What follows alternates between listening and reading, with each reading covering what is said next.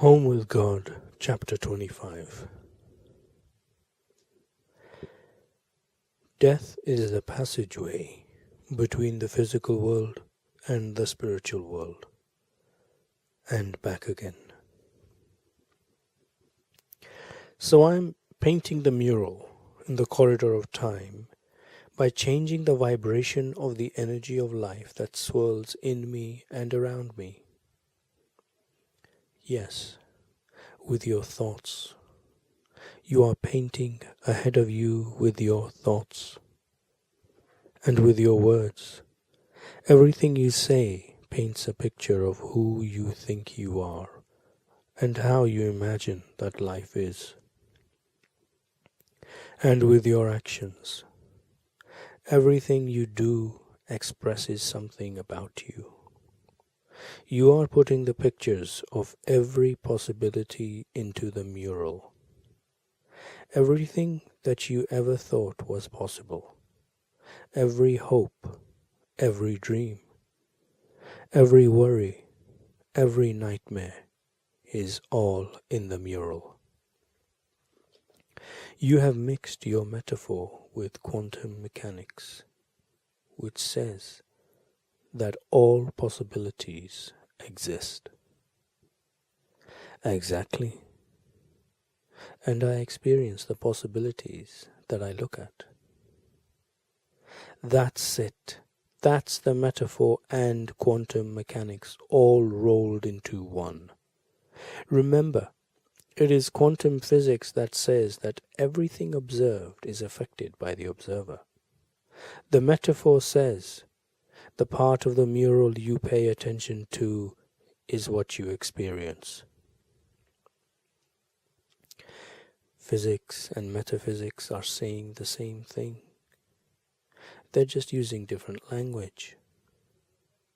Now you are piecing it together. You are understanding more and more every minute. The point here is that you have lots of thoughts, but you don't have to pay attention to all of them. In fact, you couldn't if you wanted to. You would go out of your mind. Yet there are those who see more of the mural at once than most of us. They are often labeled as having attention deficit disorder. In fact, this is not an attention deficit, but an attention surplus. Such individuals have a wider attention span than most people. They see across a broader spectrum of the ultimate reality. They take in much more. After you understand this, you begin treating such children and adults differently, calling many of them gifted, or psychic, or indigo. Wow, you are explaining everything here. No, not everything. It would take many more conversations across the eternity of time to explain everything. But it is good that we are having this conversation, limited as it must be.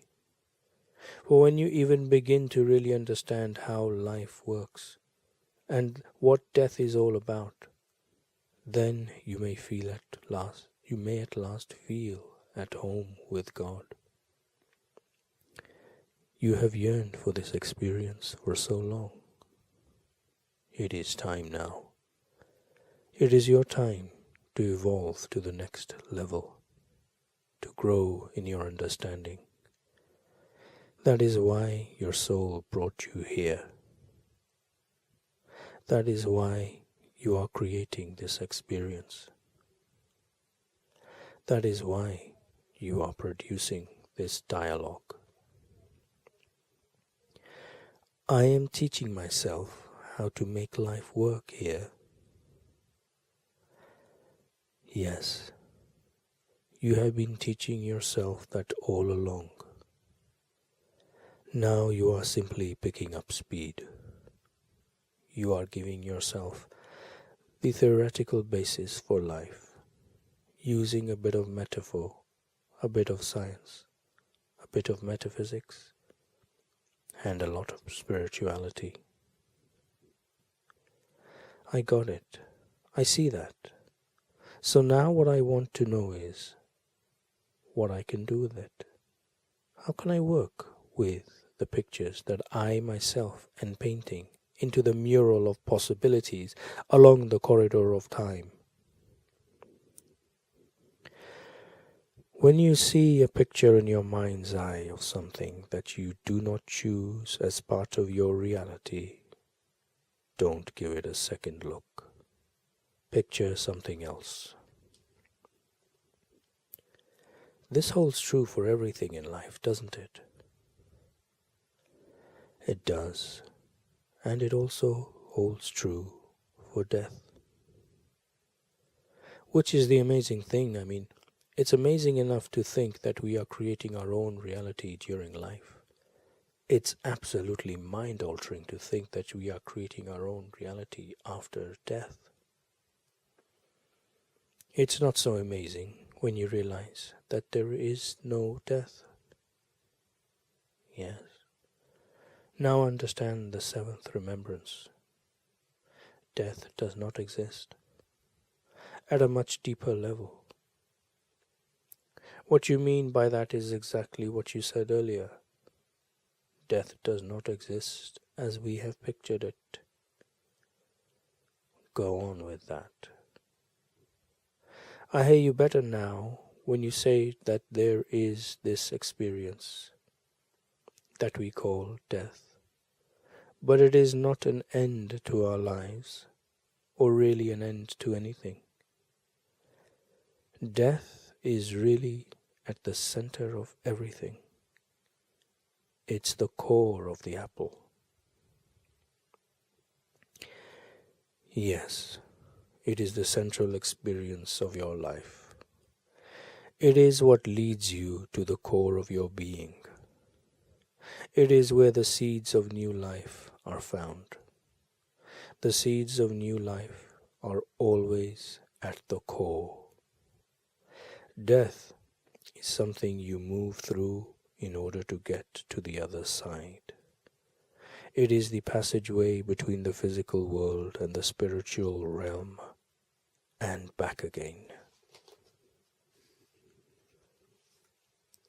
I think that this is the greatest revelation of the metaphor. Even when a soul lives within the spiritual realm, there comes a day, there comes a time when it dies. There comes a time when it is born again. This is the time when the soul becomes physical once more. And this happens when it comes through the core and re-emerges back into the physical world. Yes, you are seeing everything perfectly through this metaphor of the apple orange.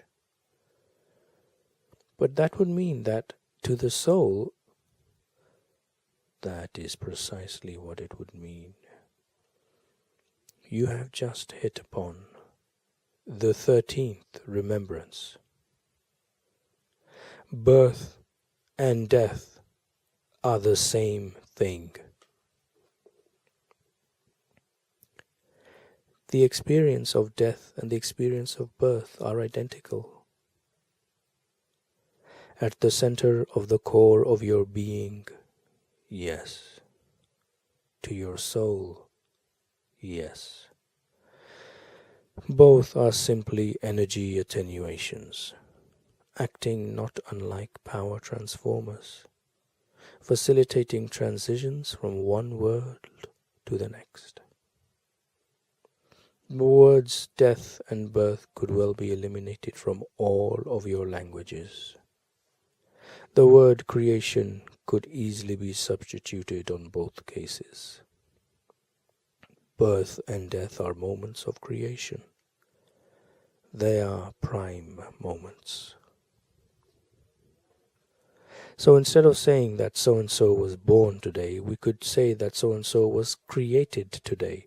And instead of saying that so-and-so died today, we could say that so-and-so was created anew today. Yes, that would be wonderful.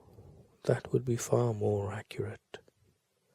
Very few people understand death, and so many have painted it as the saddest experience. Remember I said that you may paint the mural any way that you wish, and the picture you create is the picture you will experience. But that's terrible. It's not my fault if I was told of horrible things by people I trusted. You have let other people paint your pictures for you. We all have. Most people were told of judgment and damnation by their religious priests, ministers, rabbis, mullahs, and others whom they deeply trusted to know and tell the truth. Yes, that is what makes religion and what religion says to its followers so critical. But if there is no hell or judgment or damnation in ultimate reality, why should a person have to experience that? As we have declared repeatedly now, a person does not have to experience that. A person would be choosing to experience that.